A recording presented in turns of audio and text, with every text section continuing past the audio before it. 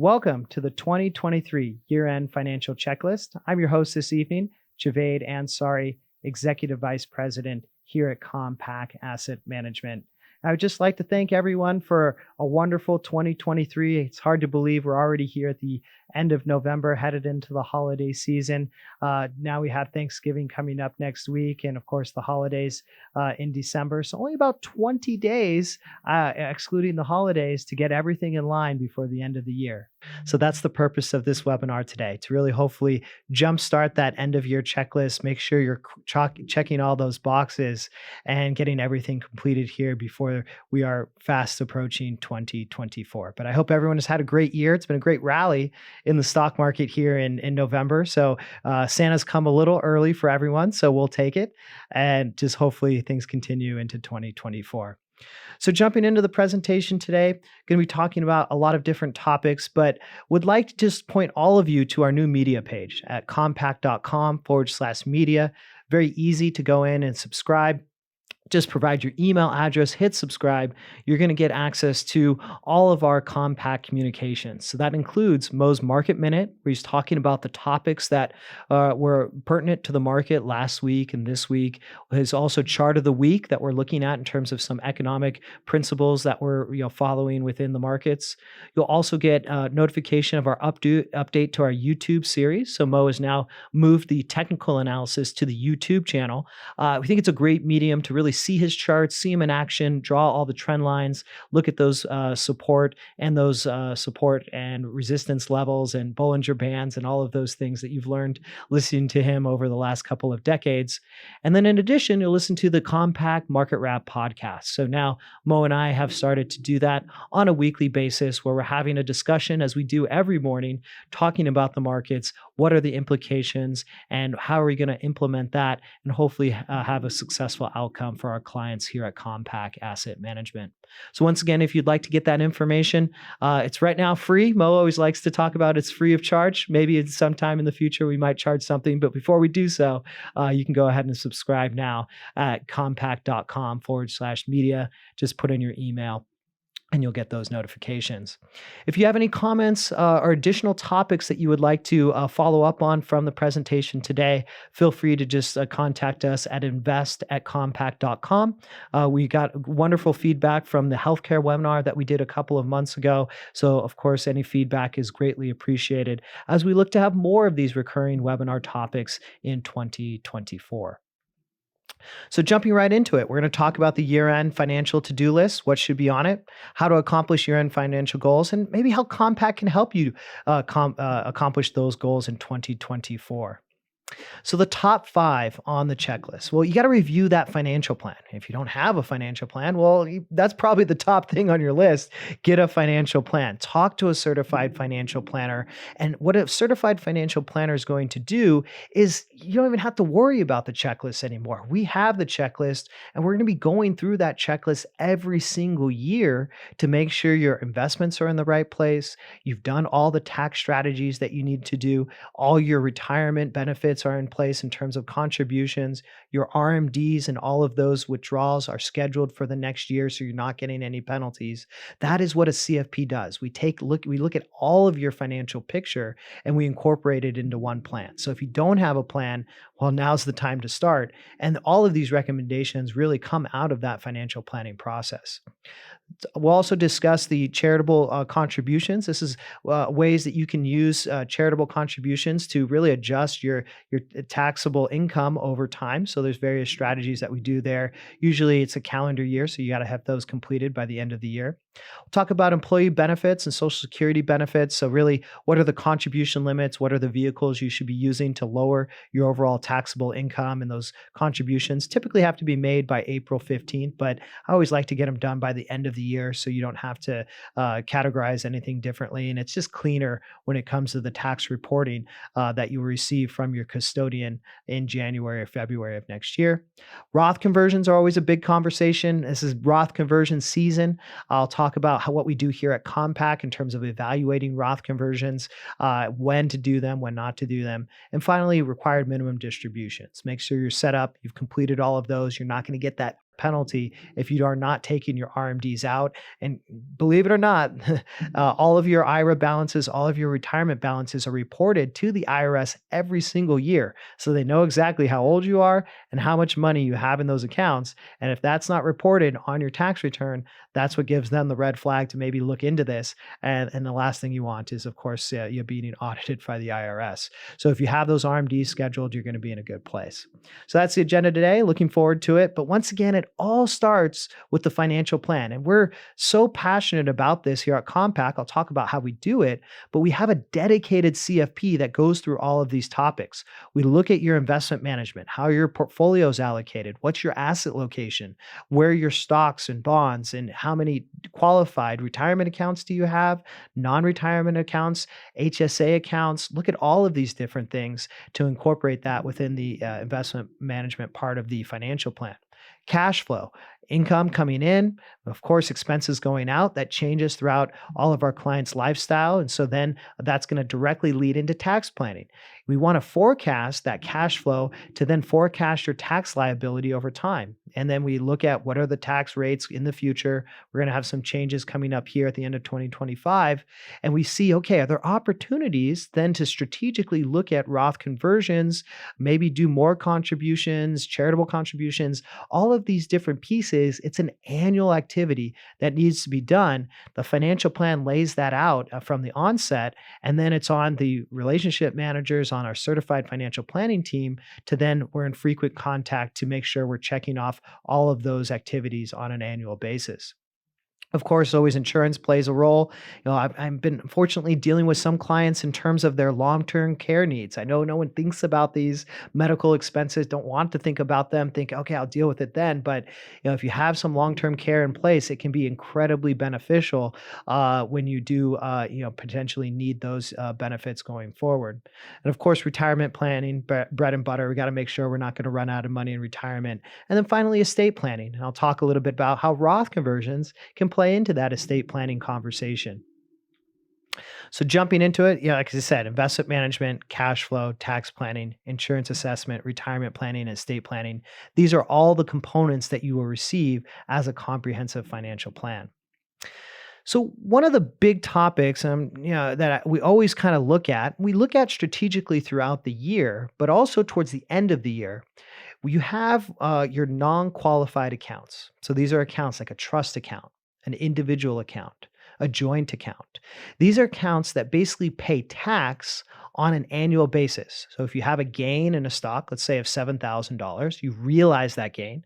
That means you bought it and sold it within 1 year or at any time, but you sold it this year. Now that gain is going to be realized in 2023. Well, what tax loss harvesting allows you to do is then potentially, if you have other investments in throughout the year or from previous years that are at a loss, you can actually sell that security, realize a loss of $3,000, and offset that gain by that loss. And so that brings down your taxable liability. So whatever your capital gains rate is, you're going to reduce that over time. And this is something that I think gets a little bit overlooked when it comes to portfolio construction. We all remember the mutual fund days. You'd buy your, Contra fund or your Magellan fund. Just talking about some of our favorite Fidelity funds here, since Fidelity does custodian all of Compak Asset Management client assets. But they took care of kind of all of that. But mutual funds have gotten a little bit by the wayside. We've gotten a little bit smarter about fees and expenses. Things have evolved in terms of the optimization of taxes. So mutual funds are not the best funds in terms of taxes because towards the end of the year, they can have a lot of these unrealized or realized capital gains distributions that you get taxed with, and you're not really planning for it. And it's really hard to plan for it because all of these distributions come out in December. So things evolved into ETFs, so more passive investing that are tracking an index. And those are great because they're actually doing a lot of the tax loss harvesting within the ETF throughout the year and the rebalancing. So they very rarely ever distribute any taxable gains. But the next level, and what we actually do here at Compak, is what we call direct indexing, where we basically have the S&P 500 and we're investing in the individual stocks in the S&P 500. So we select maybe a basket of 40 or 50 stocks. And then what's happening throughout the year is those stocks are fluctuating. They're not all winners, right? I wish I could pick all winners. But of course, there's going to be some losers. So then what you do throughout the year is if they're down a certain percentage, you want to sell them, realize that loss, buy something similar right away. Don't put it in cash. I know cash is paying 5%, but maybe, usually something that goes down kind of bounces back. So you put it into something similar for 30 days, and then you can go ahead and buy back that stock after 30 days. No harm, no foul. You've now registered that loss that can offset against any gains you have during that year. And the best part is if you have a lot of losses, which a lot of people did in 2022 or from 2008, et cetera, you can carry forward that loss to future years. That's an asset now that you now have to carry forward for future years. So it's a really powerful concept.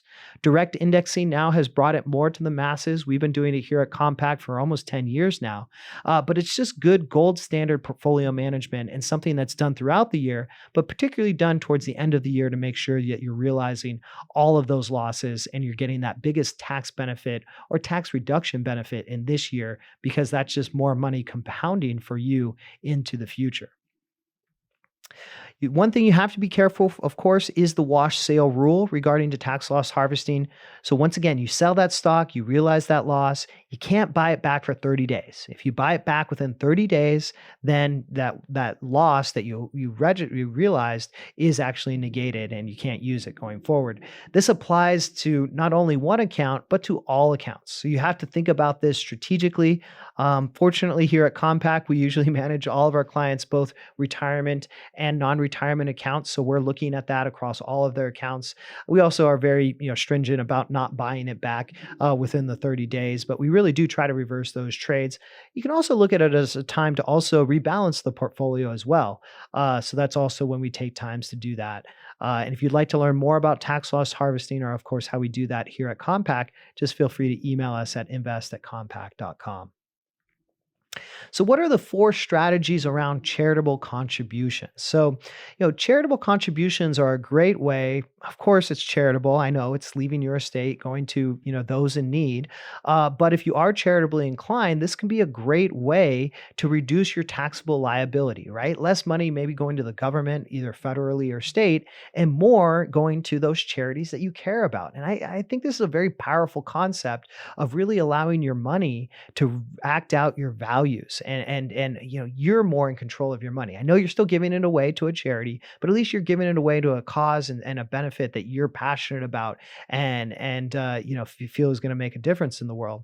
So one of the best ways is to give. A lot of people give just cash, right? They just give money, they write checks, they do those type of things. But a better way to do it is actually to give long-term appreciated assets, because once again, you get the benefit of all of that appreciation. You can transfer that stock or bond or whatever investment it is, typically to the charity directly, and they get the full benefit of the stock that you transfer. You get the full contribution benefit, or tax deduction for the charitable contribution, and you don't have to pay any tax. So all of that tax savings gets transferred as a contribution to the charity. So I think that's a very, very powerful type of vehicle. And so I always advocate for my clients that are charitably inclined that we look and see, okay, what is our charitable budget? What are we looking to accomplish from that tax strategy? And we identify some of the, usually it's been tech stocks, the Magnificent Seven, that have done great. But usually those are the ones that then we're transferring to the, to the charity going forward. With number 2, you can also combine multiple year deductions into 1 year. So this is called bundling. So you're basically looking to bring a number of years of charitable giving into 1 year to surpass that itemized threshold. I think it's 17,000, might be 24,000. Don't quote me on that. That's why I have a certified financial planning department. But you basically, bundle all of that together to basically contribute above that threshold, so you get that itemized deduction versus the standard deduction that a lot of people take now, since they've raised that standard deduction going forward. And there's a charitable giving tax savings calculator at Fidelity Charitable to do this. Estate planning is also a big part of tax strategies. So, of course, when you're giving money away, it's reducing your estate. So, setting up a giving account. And I actually, number four is something I institute myself, is a donor advised fund. What these are is basically these are funds that allow you to basically contribute your taxable donation to Fidelity Charitable. So, it goes to the charity and then they hold it there. You can actually still invest it. It's pretty cool. You can still invest in index funds or bond funds, whatever it might be. So the money can still grow. And then what you can do, it's a really slick website, is you go on there and you can click exactly, okay, I want to make a $500 donation to this charity. And then they will send a check on your behalf. You'll have your name, address. I usually get some very nice thank you letters from the charities, but then it goes on your behalf to the charity directly from Fidelity Charitable. And what I like about this is that I can kind of just really bundle, if you will, my charitable giving every year. I have now an account. I speak with my spouse about, okay, who do we want to give to this year throughout the year? And whenever one of those causes pop up, we just jump right into our DAF account and then make that donation directly from that. So it's a little bit easier to kind of control, I think, charitable giving. It's a really powerful way. And I really highly advise you taking a look at it, or of course, better yet, just emailing us at invest@compak.com and we can point you in the right direction of setting up a donor advised fund at Fidelity Charitable. One quick note though, down at the bottom, as you can see, QDCs, qualified charitable distributions, cannot be made to donor advised sponsors or Fidelity Charitable. So what that means is if you have an IRA, and you're required to take out distributions. And I'll talk about the ages, all of that here shortly. But if you're required to take out money from your IRAs, well, you're allowed to basically give that money directly to charities. And so you can take it out of your IRA, give it directly to the charity, and that counts as satisfying your required minimum distribution. However, you cannot give that money from an IRA retirement account into a donor advised fund. So in order for it to be a qualified charitable distribution, you need to have it go directly to the charity. So that's just one nuance there. You cannot use DFA accounts for that particular purpose.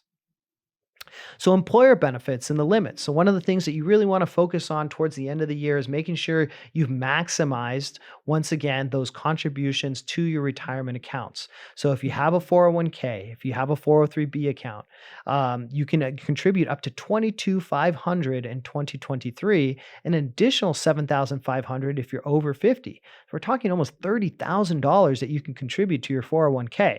Now, hopefully you've been doing it throughout the entire year. You've set up that contribution over time. A little difficult to find $30,000 today and just plug it in there.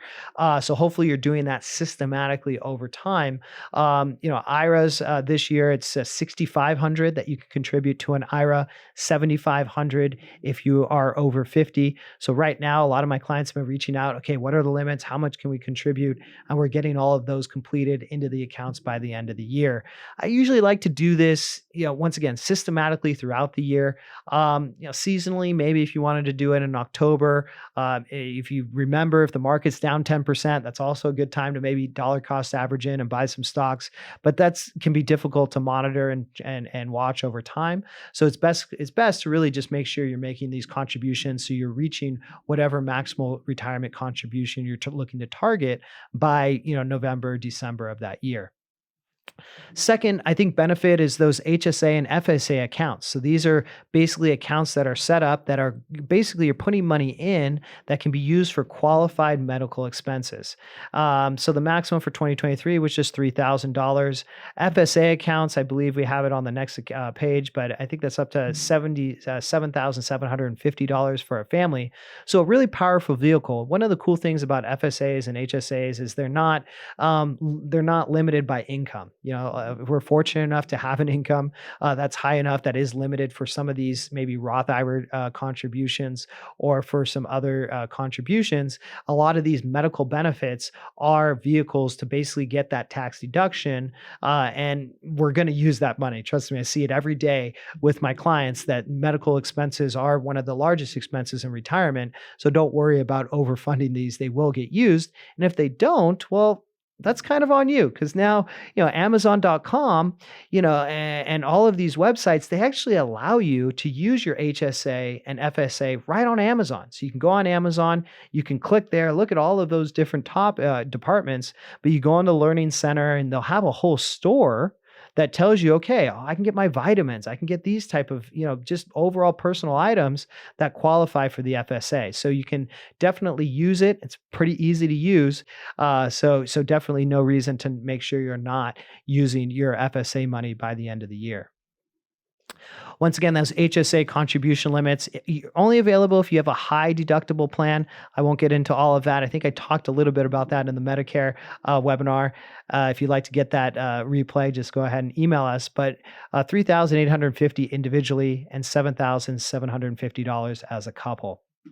And finally, you got to make sure we're taking those RMDs, those QDCs, got to get those done by December 31st of 2023. So if we're diving into who needs to be doing this, this is a little infographic that we created here at Compak Asset Management.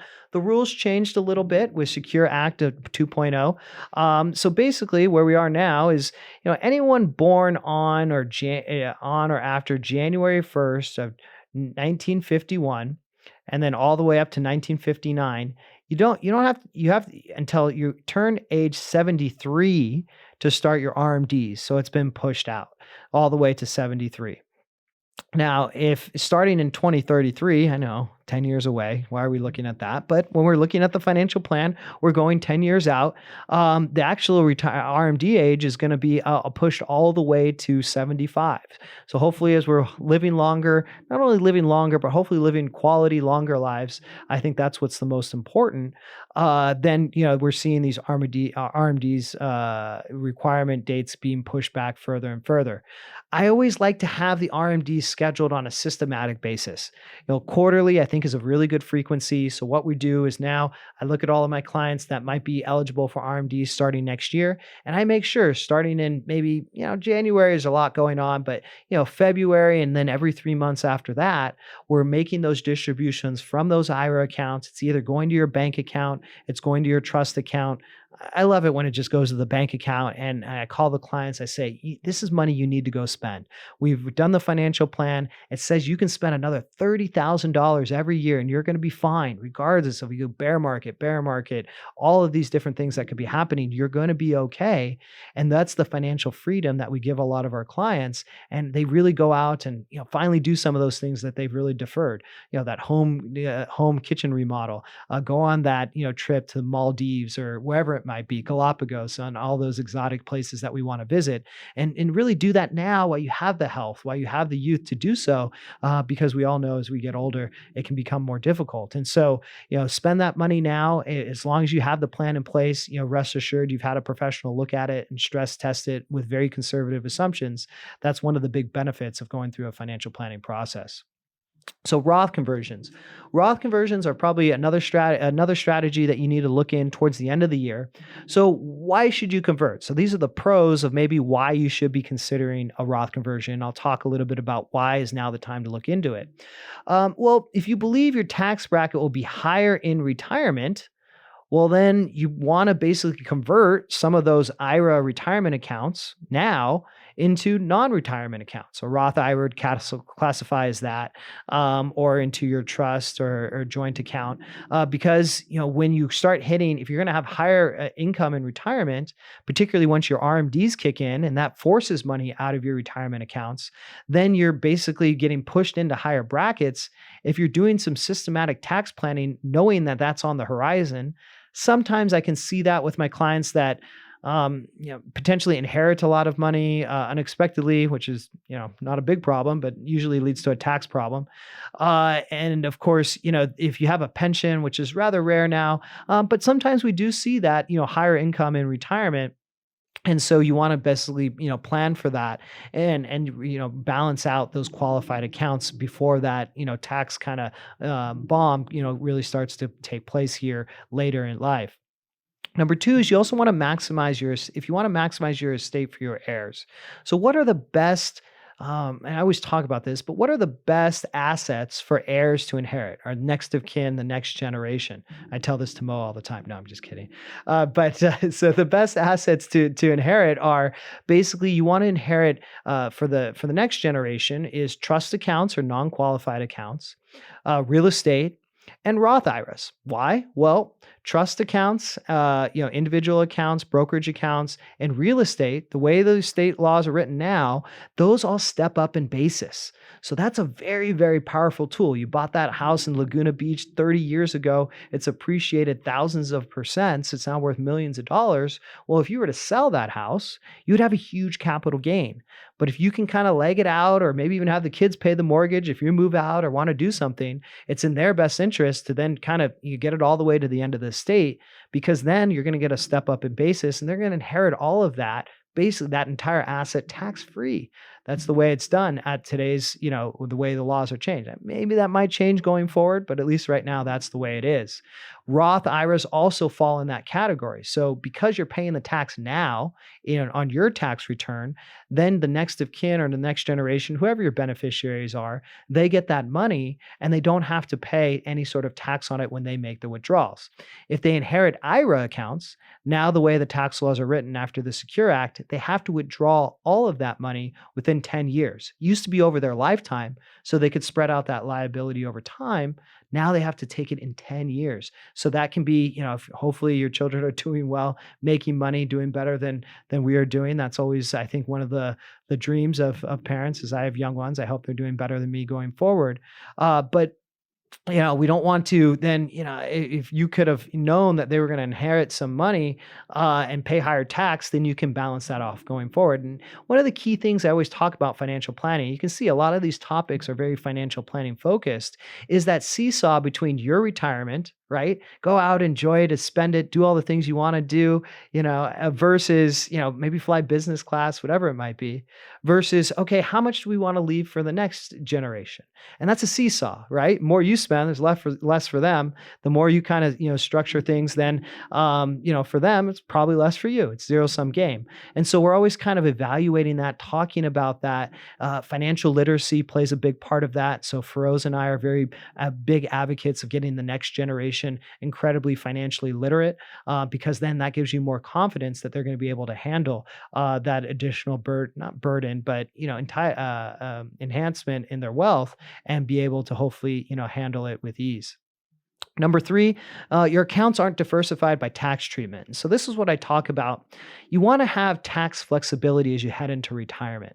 So what that means is, if you have a ton of money in retirement accounts and you have, very little money in your trust account or individual accounts, well, you're kind of locked in, right? You're going to need that money for retirement, but whenever you pull money out of that account, basically it's taxed as ordinary income.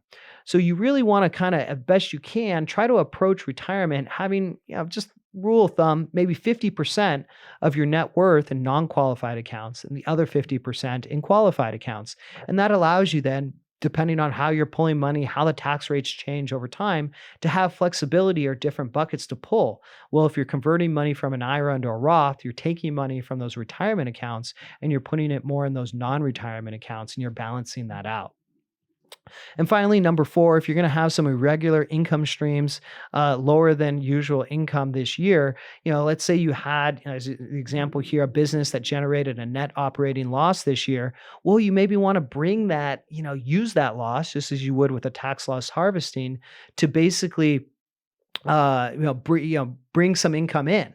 And so how you can artificially bring income onto your tax return and balance it out and take advantage of that loss this year is by doing those Roth conversions and moving money from some of your retirement accounts, maybe doing an in-service distribution. So that's a term when you're basically taking money out of, let's say, a 401k. You might still be working, 60, still be working, but you can take money out of a 401k and do a distribution, those type of things. Our business clients, these are typically some more advanced tax planning strategies that we can implement for 1099 business owners, et cetera.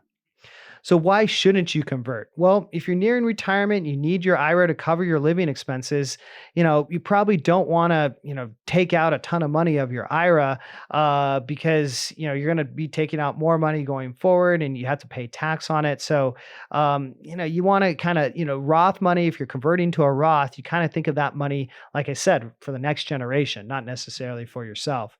If you're currently receiving Social Security or Medicare benefits. So once again, when you convert money from an IRA to a Roth, that is more taxable income. So a lot of times, if you're getting some subsidies, whether it be through Obamacare or Medicare or more of Social Security can be taxed if you convert that money. So you got to make sure that you understand all the nuances and where your tax liability is.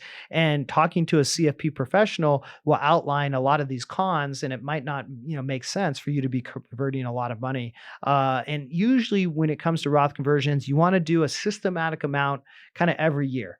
And that exact amount fluctuates depending on what your taxable income is. Well, what are your dividends? What are your realized gains for the year? What is your income for the year? It all fluctuates every year. So that's typically why we look at these type of things in November and December, because we have a pretty good estimation of what your taxable liability is. And then we can really kind of back into what the optimal, I would say there's always an optimal number, but at least what I call filling your bracket. Do a conversion up to the current bracket, and then don't go into the next bracket, but just fill up that bracket that's available to you. And those brackets have increased. As we saw inflation, all the tax brackets are indexed for inflation. So those brackets have increased pretty substantially from where they were back in 2022.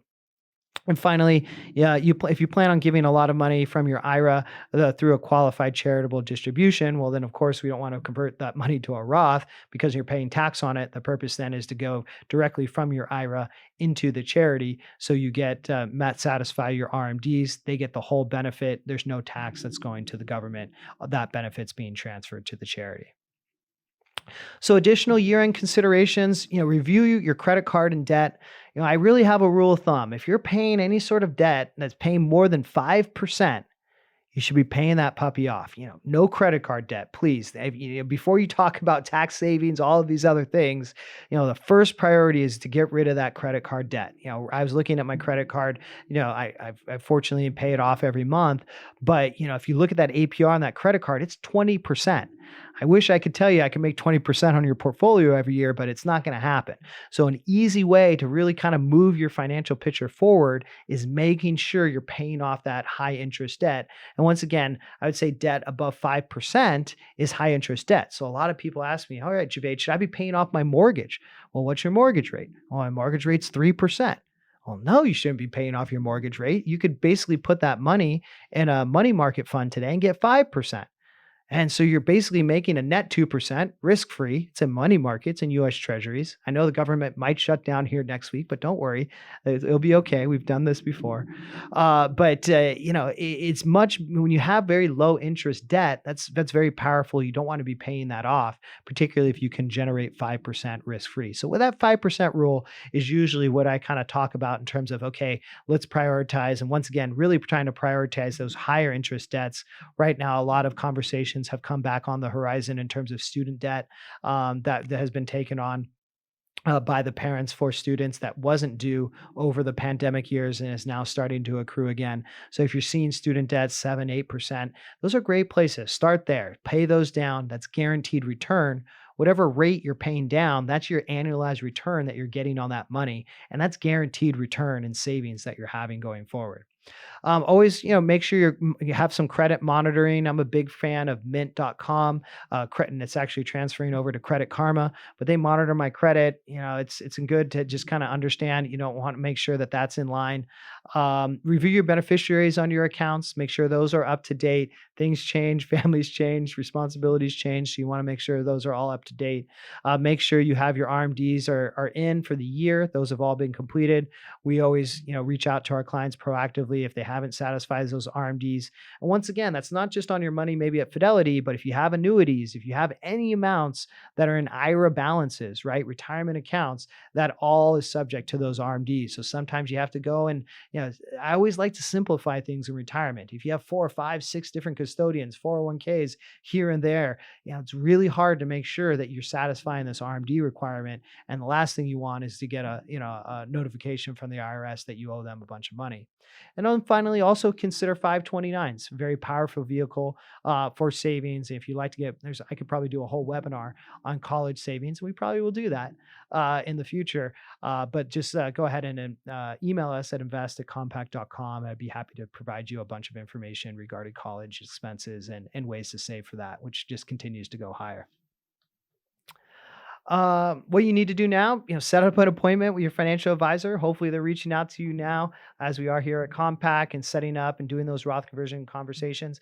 Good to get on your CPA's calendar now. They get busy. They were just incredibly busy. The tax deadline was really delayed till October 15th this year, so they were busy really up to that time. Now they got a little bit more time, so good time to either go see them now or very early in the year. If you're waiting all the way till March, you're just not going to get the same level of service from your CPA as you will, right now or early in the year.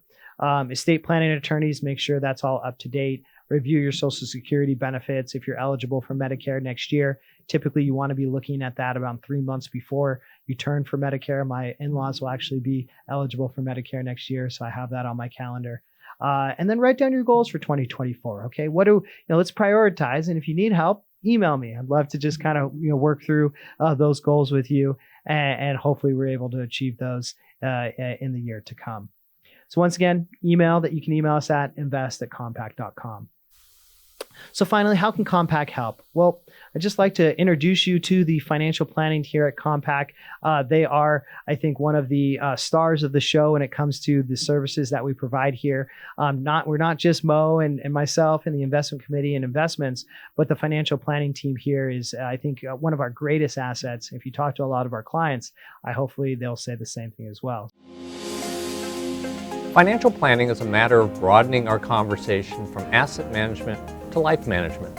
We take a different approach to financial planning. We take the time to understand not only your financials, but how you think, what is important to you, what concerns you, so your financial plan is meaningful to you, not just pages of numbers. The financial planning department is often deemed the what-if department. What if the kids go in-state versus out-of-state university? What if we retire at 60 instead of 65? What if there's a bear market in my early years of retirement?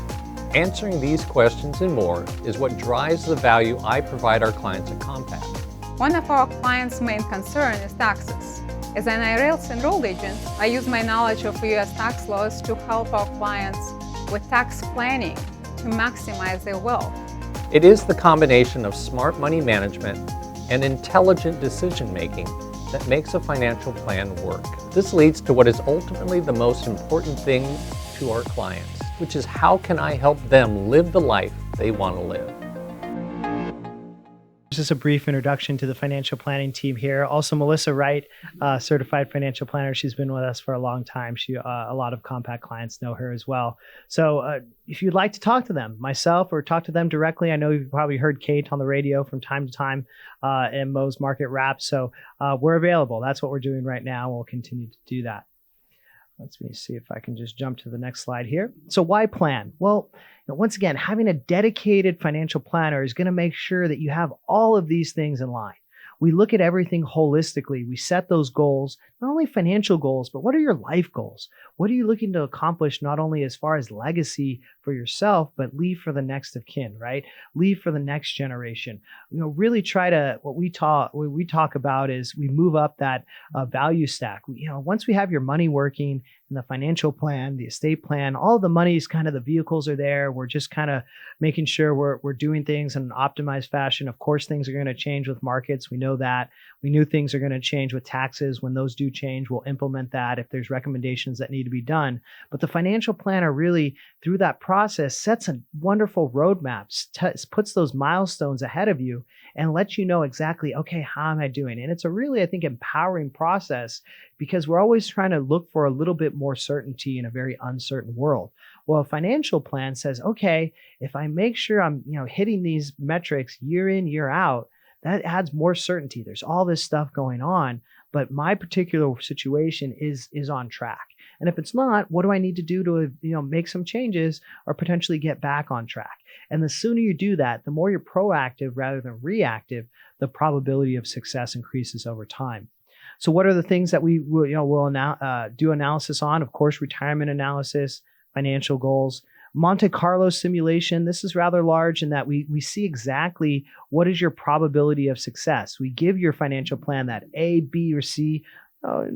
F's are very rare, but we give that grade. I know sometimes it could be a little harsh to get graded, but usually if you're fortunate enough to be contacting us, listening to this webinar, you've probably done a pretty good job of saving where you're at. And so hopefully you have an opportunity to work with a financial advisor to make sure that you're on that path. And usually it has to do more about, I love this, is, well, we need to spend more. Okay. Am I okay to spend more? A lot of my clients, they've gotten a great financial position because they did live well within their means. They were incredibly, frugal and saved and didn't spend a lot. Well, that's great, but sometimes I feel like if you have a ton of money, well, it's just going to maybe go to your charities, which is maybe your goal, or to the next generation. But you might be missing out on some opportunities that you could have done yourself. That if you've done some planning and you got the green light to go ahead and do it, you can go and really enjoy what my father likes to call those go-go years before they become the slow go and the no-go years. So, we really want to use that money to create those experiences that are going to enhance your life experience, which is actually our mission statement here at Compak Asset Management. But of course, we got to make sure we have all the risk covered. So that's where insurance comes in, tax planning, medical expenses. So as you know, with the Medicare webinar, we look at all of that. And then finally, we look at all the estate and make sure that's all in a good place, and real estate. Real estate's becoming a much bigger conversation over time as we've seen values appreciate. Gets a little unruly maybe to manage as you get a little bit older. So, how do we look at exchanges? How do we look to diversify that real estate over time? How do we get rid of underperforming real estate, particularly when we can get higher rates of interest just buying corporate bonds versus, really trying to manage a property with a long-term tenant and do all of those expenses that are required to keep a rental property up, et cetera. So we'll give you exactly what is your rate of return on those real estate and compare it to other alternatives in the investment universe to optimize your financial plan.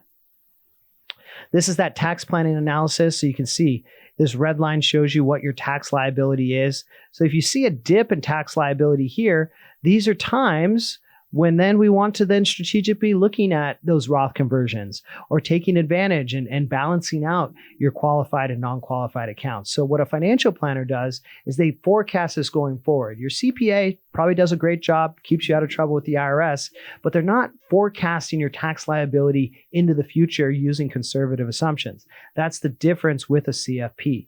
So with a CFP, you're going to get a little bit of a glimpse in the future. I know it's not, I can tell you one thing that's not going to happen is exactly what we say in the plan. We know it's going to be some variant thereof, but usually if you have very conservative assumptions, which is what we do here at Compak, we're usually exceeding, the expectations that we see in the financial plan. And so if you get a green light to go ahead and do some additional planning from a Compak plan, you're pretty much good to go to do it in real life. And then this is exactly that what if analysis. So Mo calls the financial planning department the what if analysis. What if we sell in Texas and move to California? Well, you don't see a lot of that these days. Or what if we want to spend an additional $10,000 for the next 20 years? How is that going to affect our net worth depending on how markets are? And are we still going to be successful? So that's that grade that I was talking about. So once we have all this information in the plan, then we can run all of these, as many, different scenarios as you like. And then of course, things are going to change. Well, we got to spend, $30,000 on a wedding coming up. Well, that's great. Or we want to start saving for the grandkids and as life evolves. So how much can we save? How much do we want to put in this bucket versus our bucket, right? We can easily run these analysis and give you that green light, and just gives you that peace of mind to go ahead and be actionable when it comes to your money, instead of just kind of trying to be potentially a little bit over conservative just to make sure that everything is going to end up okay. Once again, please say if you'd like to get this information, if you found it beneficial, subscribe to the new media page. So just go to compak.com/media, put in your email, click subscribe. You'll get notification of all of this content that we have coming out. We'll be doing a lot more of these topical webinars in 2024. And of course, you'll get the weekly Compak communication if you sign up today. So please go there and sign up. If you have any questions, you have any additional insights or topics you would like us to address here at Compak, please go ahead and just email us at invest@compak.com. Well, I hope that helped you with your 2023 financial checklist. Maybe you learned something new. If you have any additional questions, just go ahead and email us, invest@compak.com. Give us a call. We've had a long-term number, 800-388-9700. Say you would like to speak with me, the financial planning department. All of the team here at Compak has been here for a long time. I would be happy to help you, get started and really, hopefully finish 2023 with a bang, which we have in the market, which is great, but really, start, really off a great foot in 2024. So once again, my name is Javaid Ansari, Executive Vice President here at Compak Asset Management, and thank you very much for listening today.